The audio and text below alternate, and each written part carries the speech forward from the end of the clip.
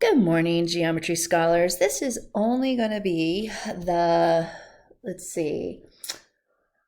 fourth or fifth time I'm trying to record this video. So if I sound frustrated, it's nothing against you guys, but I hope you're all doing well.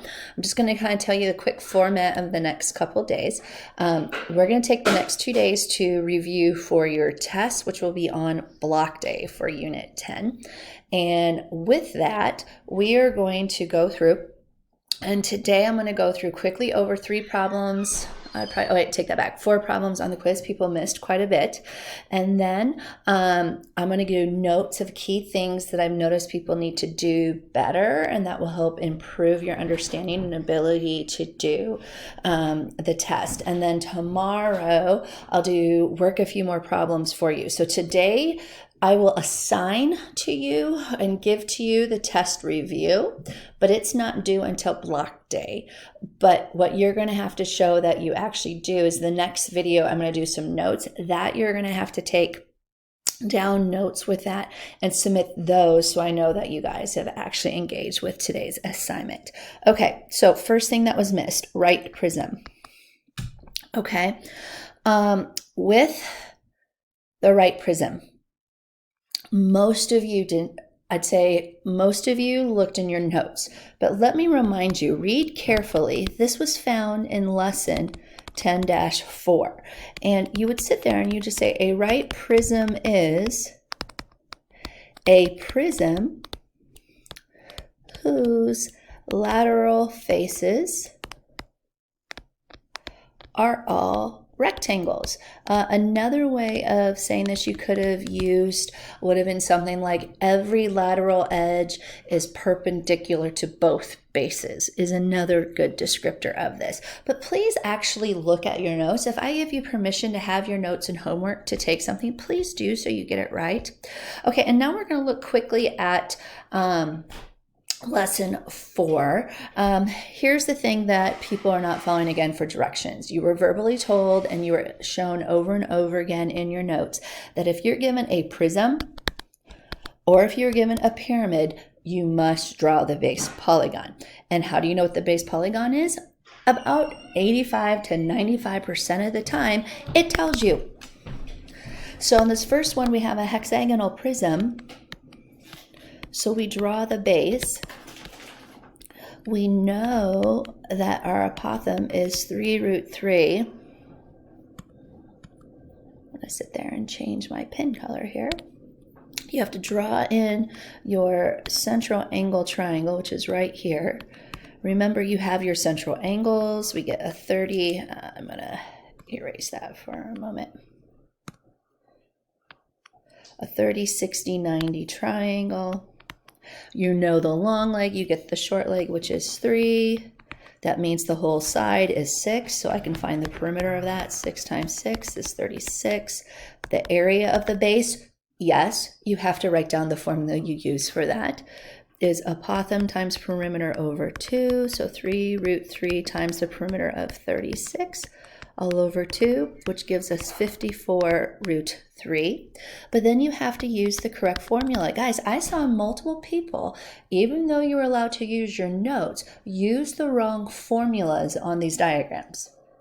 That's not okay when it says specifically which ones to do. And you have to write the formula down or you lose automatically a point. Guys, that's 3 points on a problem if you don't write down your formulas. So, all right, here. So lateral area, we know it's going to be perimeter of the base times the height. So perimeter of the base we know is 36. The height of the prism is 7. That gives us 2. What do we get? 252 square meters. And yes, I would like you to put it in the blank so I can find it quicker. The surface area is just the perimeter of the base times the height plus 2 times the area of the base. So it's 252, which is our lateral area, plus 2 times 54√3. So that'd be 252 plus 108√3. So 252 plus 108√3 square meters. Okay, now the next one. You have to make sure you're paying attention to the details, my friends. First of all, what is our base? okay? Our base is an equilateral triangle. So we know this was 16 centimeters on all sides. Now, if you're going to use the formula, base times height all over 2, remember, that means you actually have to take the time to solve for the height. Now, if I were you, I'd be like, no, I'm not using that. When we have a quick formula that we know works, which is going to be side squared root 3 all over 4. Now, you still have to know the perimeter of that base, which is 3 times 16, which is 48. But I also can quickly now solve for the values, which I do believe ends up being, what do we get here? 4 times 64 would be 64 root 3, I do believe. And it's not letting me write. Not sure why. So 64 root 3. Okay, so that's the area of the base. Now let's go back to our other formulas. I have my lateral area for a pyramid is 1/2 the perimeter of the base times the slant height. Friends, the slant height is the height of a lateral face, not the lateral edge. Yes, I'm very passionate about this. This is a lateral edge. That is not the slant height. Your slant height goes from the vertex to the midpoint of the base. And my friends, if you see this, this would be 8. 8 blank 17. Yes, our slant height is 15, not 17. So we get here 1/2 times the perimeter of the base, which is 48, times 15. And I do believe that gives us 360 square centimeters. And then we do our surface area. Our surface area is our lateral area plus the area of one base. So 360 plus 64 root 3. So 360 plus 64 root 3 square centimeters.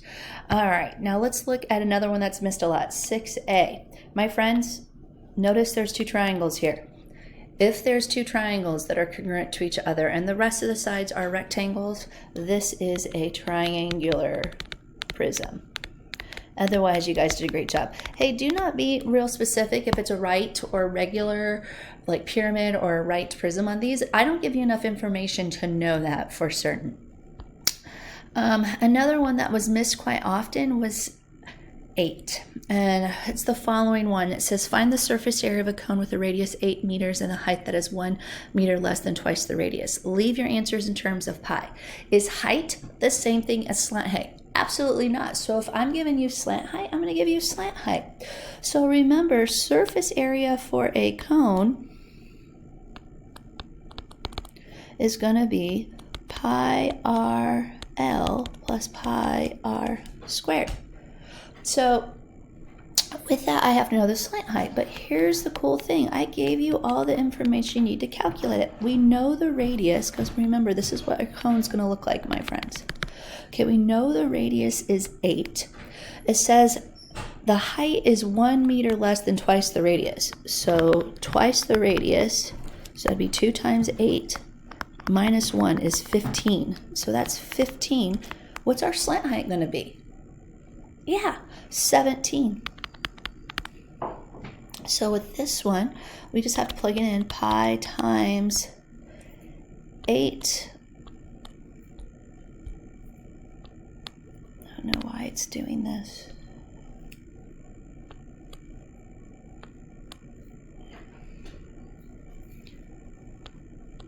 Eight times 17 plus pi times my radius squared would be 8 squared. And that would all together add to be 200. Sorry guys, I don't know what's going on with my OneNote. It's been like really spastic lately. And that'd be square meters. All right, and last but not least, I want you guys to look at this very carefully. What's the best trapezoid that can be used for this regular pyramid? It's going at an angle, so this one's smaller than that one. The other 2 sides are probably, you either need to say it was a quadrilateral or a trapezoid. So hopefully this will help you guys with some common errors that were given on the quiz, but that hopefully you will not make them on the test.